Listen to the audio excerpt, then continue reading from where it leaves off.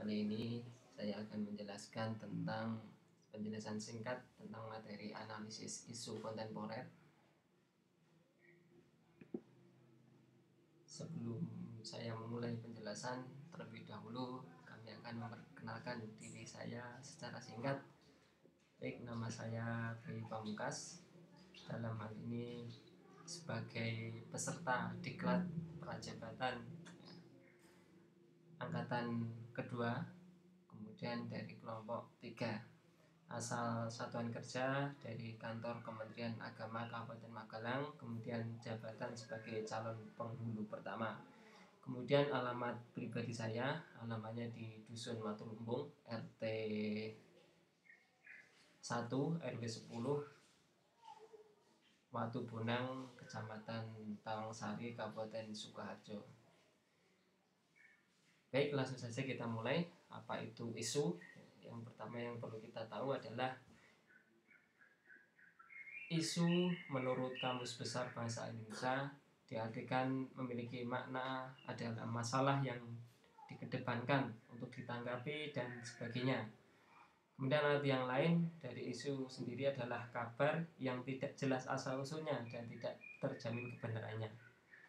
Sedangkan menurut Barry Jones dan Chess, isu adalah suatu hal yang terjadi baik dalam maupun luar organisasi yang apabila tidak ditangani secara baik akan memberikan efek negatif terhadap organisasi dan berlanjut pada tahap kritis.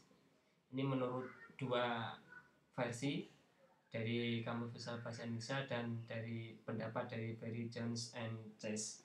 Maka dari sini dapat disimpulkan bahwasanya isu adalah masalah yang terjadi baik di luar ataupun di dalam suatu tatanan organisasi yang harus diselesaikan. Jika tidak akan mempengaruhi jalannya sistem tatanan tersebut. Artinya isu ini adalah masalah yang harus kemudian ditangani. Kalau tidak, maka jalannya suatu organisasi akan terhambat. Apa itu kontemporer? Dalam masih menurut Kamus Besar Bahasa Indonesia, arti kata kontemporer adalah pada waktu yang sama. Arti lainnya dari kata kontemporer adalah semasa. Artinya adalah masa hari ini, atau ya, dalam pendapat yang lain disebutkan suatu hal yang modern yang eksis dan terjadi dan masih berlangsung sampai sekarang, atau segala hal yang diberikan yang berkaitan dengan saat ini. Jadi dari dua pengertian isu dan kontemporer tadi dapat disebutkan bahwasanya isu kontemporer adalah masalah yang terjadi di luar atau di dalam suatu tatanan organisasi yang harus diselesaikan jika tidak akan mempengaruhi jalannya sistem tatanan tersebut yang terjadi dan ditemui pada saat ini. Kemudian setelah kita mempelajari tentang isu kontemporer, kita masuk pada tentang konsep perubahan. Ada beberapa pertanyaan yang akan kami sebutkan. Yang pertama adalah apakah lingkungan akan sama terus-menerus dari dulu sampai sekarang? Pertanyaan pertama. Kemudian pertanyaan yang kedua adalah apakah kita dapat mengikuti perubahan atau justru kita tidak dapat menyesuaikan diri dengan perubahan tersebut. Kemudian pendapat tentang perubahan. Menurut para ahli, yang pertama dari Charles Handy, bahwasanya kita akan membuat kesalahan bila kita beranggapan bahwa masa depan adalah kelanjutan masa lalu, sebab masa depan itu akan sangat berbeda dengan masa lalu. Kita harus meninggalkan cara lama agar kita sukses menghadapi masa depan. Kemudian yang kedua, menurut Peter Senge, kita harus berhenti membayangkan apa yang akan dilakukan di masa depan dengan melihat apa yang membuat kita sukses di masa lalu. Menurut Hemingsel Hammer, kalau kita merasa diri kita hebat, kita akan binasa. Sukses di masa lalu tidak menjamin sukses di masa depan. Itulah menurut para ahli, dapat disimpulkan bahwa zaman jelas berbeda. Pasti akan ada masalah dan tantangan yang berbeda. Maka sebagai ASN, kita harus tanggap akan perubahan dan bisa menyesuaikan diri terhadap permasalahan atau isu-isu yang terjadi. Kemudian beberapa isu kontemporer yang kita hadapi, yang pertama adalah korupsi dan keluarganya, yaitu ada nepotisme dan kolusi tentunya. Kemudian ada masalah yang lain, narkoba. terorisme dan kelompoknya, kemudian pencucian uang atau money laundering, hilangnya jati diri bangsa, dan proxy war.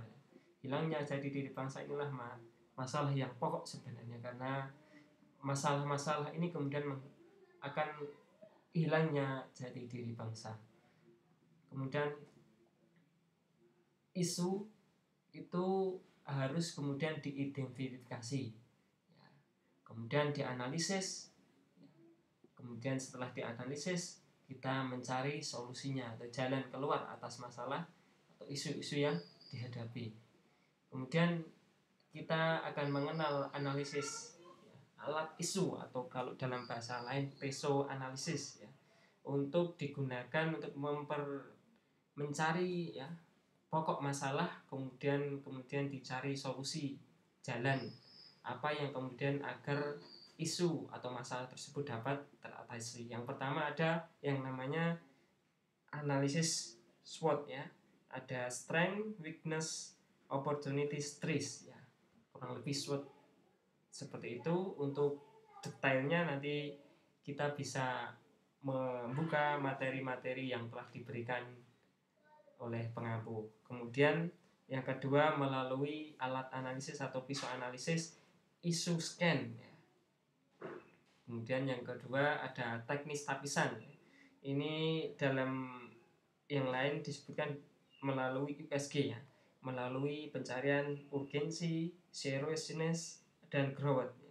Seberapa mendesak suatu isu harus dibahas, kemudian seberapa serius isu suatu itu harus dibahas, kemudian seberapa besar kemungkinan memburuknya isu tersebut.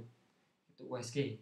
Kemudian ada fishbone diagram, jadi kita membuat diagram isu dan analisis lainnya. Demikian singkat yang dapat kami sampaikan, semoga bermanfaat. Assalamualaikum warahmatullahi wabarakatuh.